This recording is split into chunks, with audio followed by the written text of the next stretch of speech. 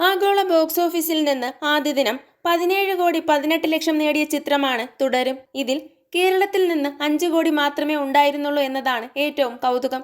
Rest of India 1 കോടിയും ബാക്കി collection വിദേശ മാർക്കറ്റുകളിൽ നിന്നും. എമ്പുരാനിൽ നിന്ന് വ്യത്യസ്തമായ പ്രൊമോഷണൽ ട്രാക്ക് പിടിച്ച അണിയറക്കാർ സൂക്ഷിച്ചു മാത്രമേ ചിത്രത്തെക്കുറിച്ചുള്ള വിവരങ്ങൾ പുറത്തുവിട്ടിരുന്നുള്ളൂ. മോഹൻലാൽ അടക്കമുള്ള താരങ്ങളൊന്നും അഭിമുഖങ്ങളിൽ പങ്കെടുത്തിരുന്നുമില്ല. എന്നാൽ ആദ്യ ദിന അഭിപ്രായങ്ങൾ പോസിറ്റീവായതോടെ മലയാളം സാക്ഷ്യം വഹിച്ചുകൊണ്ടിരിക്കുന്നത് മറ്റൊരു ബോക്സ് ഓഫീസ് അത്ഭുതത്തിനാണ്. ആഗോള ബോക്സ് ഓഫീസിൽ നിന്ന് ആദ്യ ദിനം 17,18,00,000 നേടിയ ചിത്രം രണ്ടാം ദിനം 25,22,00,000 നേടിയത്. ഞായറാഴ്ചയും ആ നേട്ടം തുടർന്നു.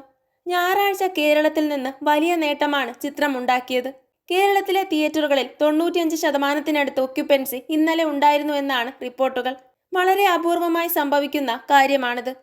ആഗോള ബോക്സ് ഓഫീസിൽ നിന്ന് ചിത്രം ഞായറാഴ്ച നേടിയിരിക്കുന്ന ആദ്യ കണക്കുകൾ പ്രകാരം 24,60,00,000 അതായത് 3 ദിവസത്തെ വാരാന്ത്യം ചേർത്ത് ചിത്രത്തിന്റെ കളക്ഷൻ 67 കോടിയാണ്.